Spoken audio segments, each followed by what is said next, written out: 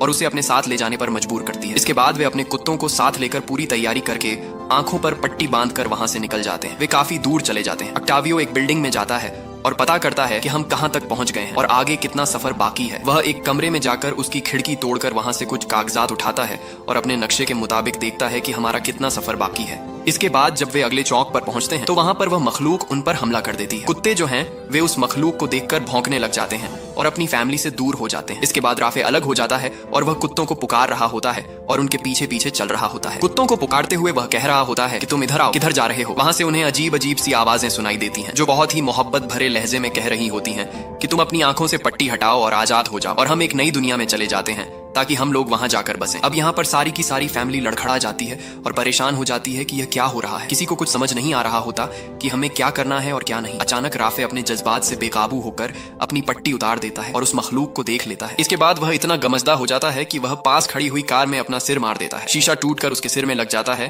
जिससे वह वहीं मर जाता है। इसके बाद क्लेयर सब फैमिली मेंबर को आवाज देती है कि हमें यहाँ से निकलना होगा, कुछ गलत हो रहा है। ऑक्टावियो जल्दी से सोफिया और क्लेयर को लेकर वहां से निकलता है और पास के किसी मकान का दरवाजा तोड़कर अंदर दाखिल हो जाता है।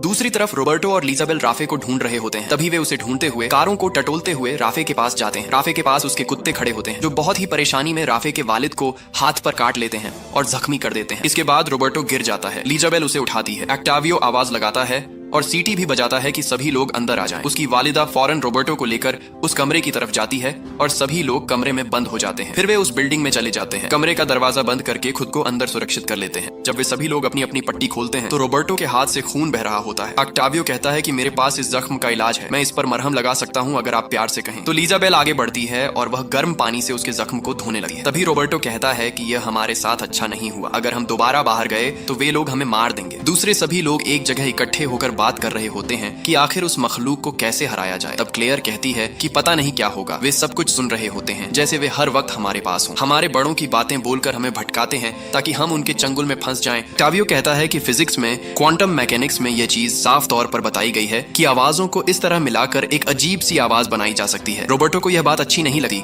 वह कहता है कि यह बात तुमने कहां से सुनी। तो ऑक्टावियो कहता है कि मेरे पास फिजिक्स की डिग्री है और मैंने यह सब पढ़ा हुआ है। इसके बाद वे सब अपने अपने किसी और काम में लग जाते हैं। कुछ देर बाद रोबर्टो अचानक जमीन पर गिर जाता है। वह जख्म का दर्द बर्दाश्त नहीं कर पाता। जब दूसरे ये सब देखते हैं तो क्लेयर कहती है, रोबर्टो तुम्हें क्या हो गया है, सब ठीक है, तुम ठीक तो हो। वह कुछ नहीं बोलता। लीजाबेल भी जल्दी से उसके पास आ जाती है और उसका सिर हिलाती है लेकिन वह कुछ नहीं बोलता। तभी ऑक्टावियो भी वहां पहुंच जाता है और पूछता है कि इसे क्या हो गया है, इसे कहीं बुखार तो नहीं है। लीजाबेल कहती है कि हाँ सच में इसे बुखार है। तो वह कहता है कि इसके लिए हमें एंटीबायोटिक चाहिए और हम इसे अपने घर तक भी नहीं ले जा सकते, यहाँ पर हम क्या करेंगे। वह थोड़ा घबरा जाता है। इसके बाद ऑक्टावियो, क्लेयर और सेबास्टियन बाहर की तरफ जाने लगते हैं। वे एक और बिल्डिंग में जाते हैं। दूसरी बिल्डिंग में जाने से पहले वे अपने सिर पर पट्टियां बांध लेते हैं, आंखें बंद कर लेते हैं और उसकी तरफ बढ़ते हैं। वे ऐसे ही दीवारों को टटोलते हुए आगे बढ़ते हैं और एक वॉशरूम में पहुंच जाते हैं। वॉशरूम में क्लेयर कहती है कि मैं यहाँ जांच कर रही हूँ, तुम दूसरे कमरे में देखो। दूसरे कमरे में खिड़की खुली होती है। सेबास्टियन वहां पहुंच जाता है और वह उस मखलूक के कंट्रोल में चला जाता है और अपनी पट्टी हटा देता है लेकिन उसे कुछ नहीं होता। तभी ऑक्टावियो जो दूसरे कमरे में होता है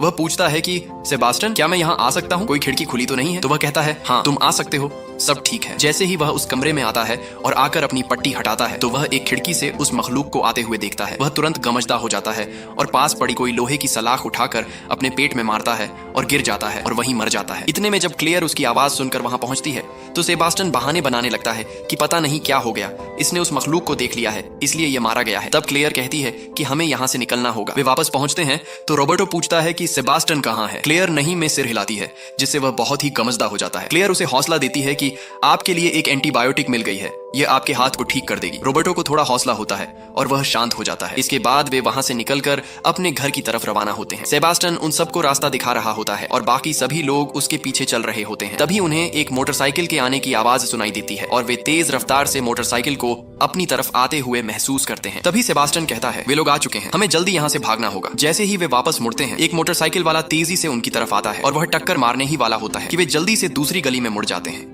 जैसे ही वे मुड़ रहे होते हैं तभी रोबर्टो को मोटरसाइकिल की टक्कर लग जाती है और वह गिर जाता है। वह जख्मी हो जाता है और लीजाबेल ने उसका हाथ पकड़ा हुआ होता है। ये बाइक वाला भी सेबास्टियन की तरह शैतानी ताकत का गुलाम बन चुका है। लीजाबेल भी उसके साथ गिर जाती है। वे दोनों बैठ जाते हैं और प्यार मोहब्बत की बातें करने लगते हैं। तभी रोबर्टो कहता है मैं आखिरी बार तुम्हें देखना चाहता हूँ, मैं जानता हूँ कि अब हम दोनों मारे जाएंगे, तो मरने से पहले एक बार एक दूसरे को देख लें। वे दोनों जल्दी से एक दूसरे की पट्टी उतारते हैं और अपने प्यार का इजहार करने लगते हैं। दूसरी तरफ सेबास्टियन क्लेयर और सोफिया को लेकर एक इमारत तक पहुंच जाता है और उन्हें बिल्डिंग के अंदर बंद कर देता है। तभी क्लेयर को शक होने लगता है कि ये सब तुम ही कर रहे हो और तुम उस मखलूक के साथ मिले हुए हो। इस ऐनक से तुम्हें सब कुछ दिखाई देता है, तुम हमें धोखा दे रहे हो, इसलिए हमें तुम्हारी मदद नहीं चाहिए। पहले तुमने मेरे 2 भाइयों को मारा, मेरे माता पिता को, और अब तुम हमारी क्या मदद करोगे? हमसे दूर हो जाओ और हमारे पास मत आना। क्लेयर सोफिया को लेकर बिल्डिंग की सीढ़ियां चढ़ने लगती हैं। सेबास्टियन थोड़ी देर वहां रुकता है और फिर वह भी उस बिल्डिंग की सीढ़ियां चढ़ने लगता है और उनके पीछे चलना शुरू कर देता है। चलते चलते क्लेयर और सोफिया काफी आगे निकल जाते हैं। वह नीचे से आवाज लगाता हुआ उनके पीछे पीछे आ रहा होता है। तभी क्लेयर को एक दरवाजा दिखाई देता है जो बाहर जाने का होता है। क्लेयर सोफिया से कहती है कि तुम्हें घबराना नहीं है, तुम्हें मेरा हाथ नहीं छोड़ना है, तुम्हें मेरे पीछे ही रहना है। वह उसकी आंखों पर पट्टी बांधती है और अपनी आंखें भी पट्टी से ढक लेती है और दरवाजा खोलकर बाहर निकल जाती है। तभी उसके पीछे सेबास्टियन भी आ जाता है। सेबास्टियन उन्हें अपनी तरफ ध्यान दिलाता है, लेकिन वे उसकी बात नहीं सुनते। वे दरअसल बिल्डिंग की ऊपरी मंजिल पर पहुंच चुके होते हैं। सेबास्टियन कहता है कि मैं तुम्हें बचाऊंगा, लेकिन वह कहती है नहीं, तुम मेरे पास मत आना। वह पीछे की तरफ हटती हटती छत से नीचे गिर जाती है और नीचे एक लोहे के शेड पर गिरती है, लेकिन बच जाती है। सेबास्टियन को सोफिया में अपनी बेटी नजर आती है और इतनी ज्यादा डिप्रेस्ड सिचुएशन में सेबास्टियन ठीक हो जाता है। शैतानी ताकत का असर खत्म हो जाता है। सेबास्टियन अब सच में उन्हें बचाना चाहता है। वह अब उनका हमदर्द बन चुका होता है और उन लोगों से लड़ता है जो मोटरसाइकिल से उनका पीछा कर रहे थे, और वे भी उस बिल्डिंग में घुसकर छत तक पहुंच जाते हैं। जब क्लेयर नीचे गिरती है तो सेबास्टियन उनके पीछे कूद जाता है और वह भी वहां पहुंच जाता है और सोफिया भी उसके बाद नीचे आ जाती है। वह औरत जो उनका पीछा कर रही होती है वह भी उसी जगह पहुंच जाती है और सेबास्टियन से कहती है कि अपनी पट्टी हटाओ और आजाद हो जाओ। लेकिन सेबास्टियन सच में उन्हें बचाना चाहता है, इसलिए वह मुकाबले के तौर पर उस औरत से लड़ता है। वह औरत उसकी आंखें दबाती है और उसे मजबूर करती है कि किसी तरह पट्टी हटा दे। सेबास्टियन पूरी बहादुरी के साथ उस औरत से लड़ता है। वह औरत पूरी ताकत से सेबास्टियन को नीचे गिराकर उसकी आंखें दबाती है, लेकिन सेबास्टियन भी पूरी ताकत से उससे लड़ता है। लड़ते लड़ते वह उस औरत को वहां से नीचे गिरा देता है और वह नीचे जमीन पर गिर जाती है। इसके बाद सेबास्टियन जल्दी से क्लेयर और सोफिया को एक लिफ्ट के जरिए नीचे ले आता है और जल्दी से उनके लिए एक गाड़ी ढूंढकर उसमें बैठाकर उन्हें केबल कार की तरफ ले जाने लगता है। अब इन्फेक्टेड लोगों की एक टीम उनके पीछे पड़ी है। वे लोग भी लगातार उनका पीछा कर रहे होते हैं। वे रास्ते में तरह तरह की रुकावटें पैदा करते हैं, लेकिन सेबास्टियन हर एक चीज से टकराता हुआ, उन्हें हटाता हुआ, गाड़ी तेज चलाता हुआ केबल कार तक पहुंच जाता है। जब वे केबल कार वाली बिल्डिंग में दाखिल हो रहे होते हैं तो वे लोग तुरंत उनके पीछे पहुंच जाते हैं। सेबास्टियन जल्दी से कार को तेजी के साथ उस गेट के बीच में खड़ी कर देता है और दरवाजा बंद कर देता है। फिर वह क्लेयर और सोफिया को समझा देता है कि अब तुम्हें ये सीढ़ियां चढ़कर ऊपर जाना है। ऊपर केबल कार का एक बटन लगा होगा, उसे दबा देना है। एक हैंडल होगा, उसे ऊपर कर देना है, केबल कार चल पड़ेगी और इस तरह तुम उस पहाड़ी तक पहुंच सकती हो। मैं खुद इनसे निपटूंगा, इन्हें यहीं नीचे रोक कर रखूंगा, ये तुम तक नहीं पहुंच पाएंगे। क्लेयर और सोफिया हामी भर लेती हैं और वे बड़ी बहादुरी के साथ ऊपर की तरफ सीढ़ियां चढ़ने लगती हैं। सीढ़ियां बहुत लंबी होती हैं, लेकिन वे चढ़ती रहती हैं। एक जगह सीढ़ी का एक स्टेप टूट जाता है और वहां सोफिया नीचे गिरने ही वाली होती है कि अचानक क्लेयर बड़ी मुश्किल से उसका हाथ पकड़ लेती है और उसे खींचकर ऊपर ले आती है। इसके बाद वे आगे बढ़ती हैं और चढ़ते चढ़ते केबल कार तक पहुंच जाती हैं। अब क्लेयर बटन देखने के लिए अपनी आंखों से पट्टी हटाती है।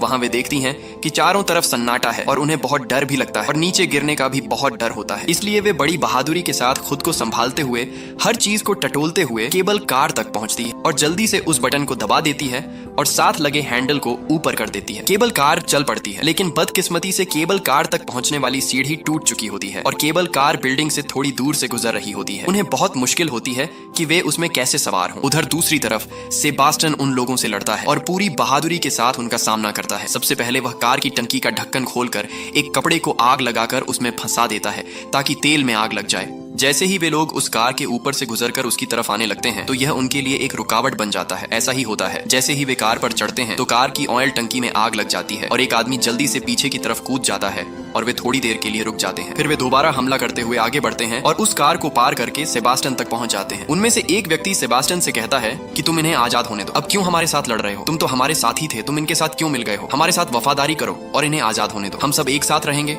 हम आजाद रहेंगे। ये तुम ठीक नहीं कर रहे। सेबास्टियन कहता है नहीं, मुझे इन्हें बचाना है, तुम ऐसा नहीं कर सकते। सेबास्टियन लोहे की एक बड़ी सी सलाख उठा लेता है और मुकाबले के लिए तैयार हो जाता है। फिर वे आमने सामने आ जाते हैं और लड़ाई शुरू हो जाती है। लड़ाई के दौरान सेबास्टियन बहुत ही होशियारी से एक आदमी के पेट में वह सलाख घोंप देता है। इसके बाद वह आदमी एक और सलाख निकालता है और सेबास्टियन की टांग में घोंप देता है, जिससे वह उसे बुरी तरह घायल कर देता है और आखिरकार उसे वहीं मार देते हैं। इसके बाद इन्फेक्टेड लोग जल्दी जल्दी सीढ़ियों की तरफ चढ़ने लगते हैं। उधर क्लेयर रास्ता ढूंढने में लगी होती है कि केबल कार तक कैसे पहुंचा जाए। आखिरकार वह तय कर लेती है कि जैसे ही केबल कार उनके पास आएगी वे उसमें छलांग लगा देंगे और उसमें सवार हो जाएंगे। इधर वे इन्फेक्टेड लोग भी बिल्डिंग के अंदर आ चुके होते हैं और सिर्फ कुछ ही कदम की दूरी पर होते हैं। तभी क्लेयर सोफिया को लेकर छलांग लगाती है और केबल कार के अंदर गिर जाती है और केबल कार चल पड़ती है। इससे पहले कि वे लोग केबल कार तक छलांग लगाएं, केबल कार वहां से निकल चुकी होती है। इस तरह क्लेयर और सोफिया की जान बच जाती है और वे उस पहाड़ी वाले सुरक्षित स्थान तक पहुंच जाते हैं। जब वे पहाड़ी पर पहुंचते हैं तो वहां केबल कार में उन्हें लेने के लिए कुछ सैनिकों की टीम आती है और वे उन्हें हाथ उठाने को कहते हैं। जब वे हाथ उठाते हैं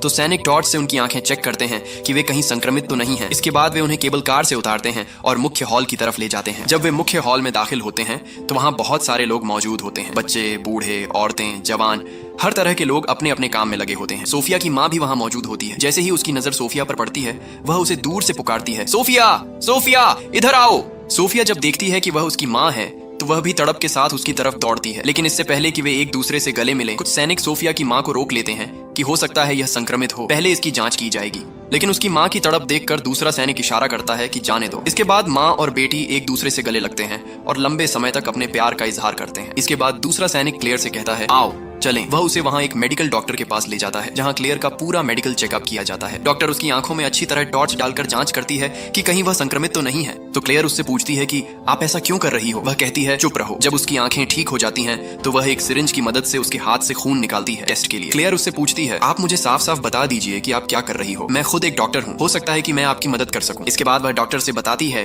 कि यह डीएनए टेस्ट के लिए खून ले रहे हैं और इस मखलूक पर हम नियंत्रण करना चाहते हैं। इसके बाद उसे छोड़ दिया जाता है। कुछ सैनिक उस कमरे में आ जाते हैं जो चूहों पर प्रयोग कर रहे होते हैं। वे चूहों का एक पिंजरा लेकर आते हैं जिसमें 2 चूहे बंद होते हैं और उन पर कुछ इंजेक्शन लगाते हैं। क्लेयर पूछती है कि यह क्या है, तो वे बताते हैं कि हम इन चूहों पर एक्सपेरिमेंट कर रहे हैं जिससे इस शैतानी ताकत से बचने का कोई तरीका मिले। लेकिन हकीकत तो यह है कि कोई नहीं जानता था कि मेडिकली इसका हल मिलेगा भी या नहीं। इसके बाद डॉक्टर उन्हें इशारा करता है कि इस चूहों वाले पिंजरे को लेबोरेटरी में ले जाया जाए। ये थी दोस्तों उस डरावनी लेकिन उम्मीद भरी कहानी। ये कहानी हमें सिखाती है कि कुर्बानी का महत्व क्या होता है। सेबास्टियन ने अपना सब कुछ खो दिया, अपनी बीवी, अपनी बेटी और आखिर में अपनी जान, लेकिन उसकी कुर्बानी बेकार नहीं गई। सेबास्टियन अपनी बेटी को नहीं भूल सकता था, लेकिन आखिर में उसने समझ लिया कि उसे जाने देना होगा ताकि वह दूसरों की मदद कर सके। अगर आपको यह कहानी पसंद आई हो तो हमारे चैनल को सब्सक्राइब और वीडियो को लाइक जरूर कीजिएगा।